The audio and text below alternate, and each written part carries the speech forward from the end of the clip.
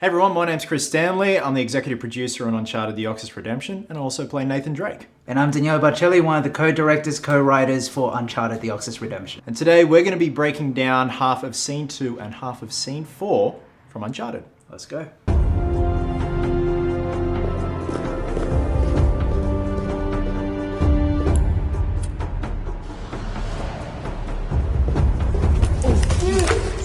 Sorry, Sully. So here we have Scene 2 and the introduction to the man, the myth, the legend himself, Victor Sullivan, aka Sully, played by the wonderfully talented Richard Cotter. This was also our first day of shooting on set. Between Daniela, Sarah, and myself, collectively we had an hour of sleep the night before, which is just great. All of the anxiety just bubbles up right before you get to do it. It's just great feeling. And it actually worked out well because in this particular scene, I won't give away too much, Nate is in a different mindset and it worked perfectly for being day one because I was still trying to figure the character out. I was still a bit rusty in terms of how to play the character, and then obviously by the end of filming, it's final form Nate. But in terms of this Nate, little bit of a different mindset to what we're used to. And you being tired actually helped with like the jittery antsiness that we wanted out of the character for that scene. Right. So this is all done in chronological order, so yeah. First time playing Nate, bumping into Richard. Now if you guys pay close attention, you might notice something, maybe not, something goes missing. In terms of lighting, what was you and Sarah's thought process for this? So basically a cheat code for cinematic looks is always have the light coming from the smaller side of the actor, which means that if you see here, Richard, all of this side is the closest to the camera, so you want that to be a bit darker. So we put our Zhiyun FR100C light, that's just a light bar. We basically put it in the same direction to point at Richard for this, but when we did the reverse shot for Nate, pretty much this whole scene, the lighting is essentially just accenting the actual natural light that was there. One light coming here, accenting the one light coming from the actual exterior of the parking lot. And as far as camera work, we basically just did a 75mm on our A7 III, and we had that on a gimbal, and we just wanted to do a bit of motion, like nothing dramatic, but just a little bit of movement. I found the last piece of the Oxus. You and Sam had it wrong from the start. Well, kind of. And for those wondering, I do tint my beard for this, otherwise I have a full ginger beard. Nothing wrong with that, but Nate doesn't have a ginger beard. Hey, we love gingers here. And if you also notice, the costume I'm wearing is a throwback to the end of Uncharted 4 with what Nate wears when Elena gives him the good news that she's bought JMI. So this takes place like maybe a year or two after Uncharted 4. So that's why we thought he'd still have that in his closet just lying around. So they're still transitioning from JMI to the new name for the Marine Company. So for that map, it was done by an incredible illustrator, Nicola Del Popolo. Nicola was working under Amici Studios for this project, which Amici Studios did the teaser poster for the film. She made that within a month doing hand stipplings, which is like doing little dots, and she took a whole month and she created two for us. One as the like hero and one as the stunt, just in case something happened. We didn't want to go back to her and be like, hey, can you make another map real quick, like in a day? So that's why we got her to make two off the bat, and she did an incredible job with the map. It's one of those things where you go back to it and you find new details each and every time, and the fact that it was done by hand twice. Just consummate professionals, so yeah, we couldn't have done it without it, because it's quite an integral prop seen throughout the film. And because this was such a tight shot, anytime we showed the map, we had to step up the aperture, so we went from an f2.8, we went to like an f5.6, somewhere around there, just to make sure more of it was in focus, but still have a bit of blur, like past the edge of the map. Who? I mean, nomads were starting to migrate from the desert up north in the 1880s, but what if they were promised safe passage, and when things went south, they bailed? So yeah, operating on collectively between Daniela, Sarah, and I 1 hour of sleep, which works. Won't give much away, like I said before, in terms of Nate's characterization and where he's at mentally and where he's at with his life.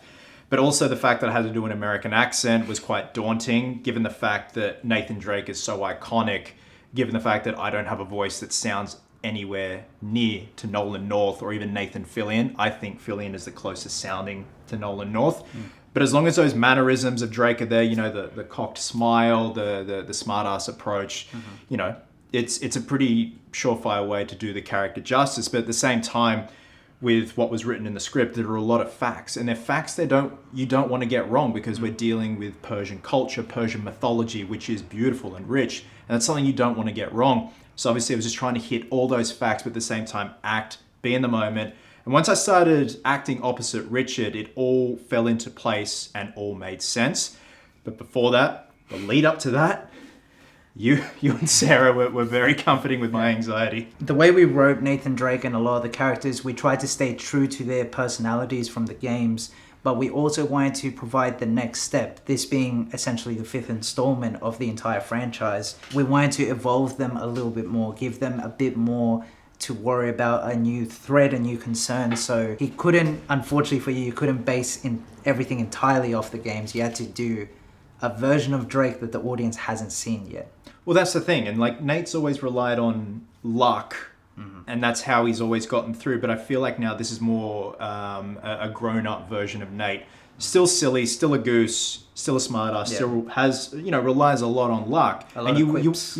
Quips. You will see that throughout the film. Luck does play a big part in it, but it does get to a point where there's so much at stake.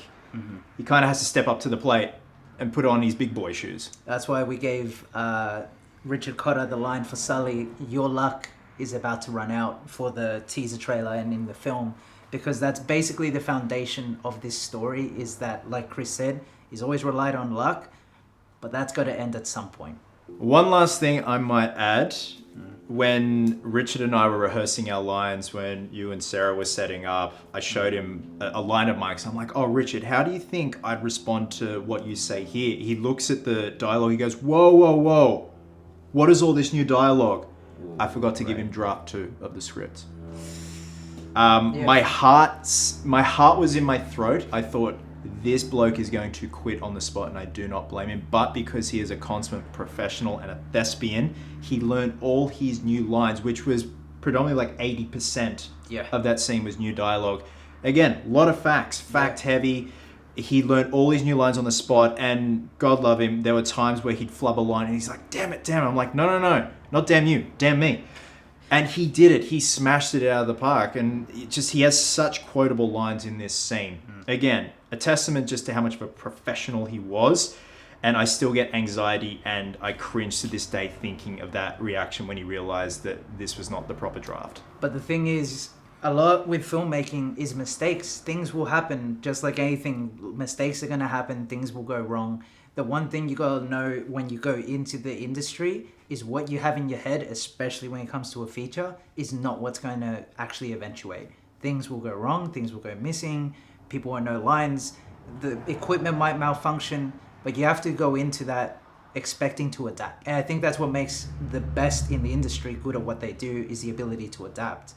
And it, again, played into your character with you being, an anxious wreck because of what happened with Richard. Yeah. It played into your character being kind of nervous and jittery, and like it all worked together. So this screenshot in particular pretty much sums up my reaction, realizing he didn't have the right draft, and that is Richard's reaction. Like, it worked out for the best. And did, yeah. Honestly, it's one of my favorite scenes, and that was the first one. Yeah, it's crazy, man. It's crazy in like humble beginnings, but by the end of filming, the character definitely made sense a lot more, because it's final form Drake when we finished filming. But this is a very different Drake that we see right here. Trying to piece himself back together from something that's happened. But overall, I was really happy with how it turned out. Yeah. All things regardless. Yeah, Sarah and I too. And there you have it. And that was quick notes on scenes 2 and 4 from Uncharted: The Oxus Redemption. This movie will be coming out November 4th on YouTube. The whole feature length will be dropping then, so we'll be seeing you November 4th. Make sure you check out Uncharted: The Oxus Redemption. Take care.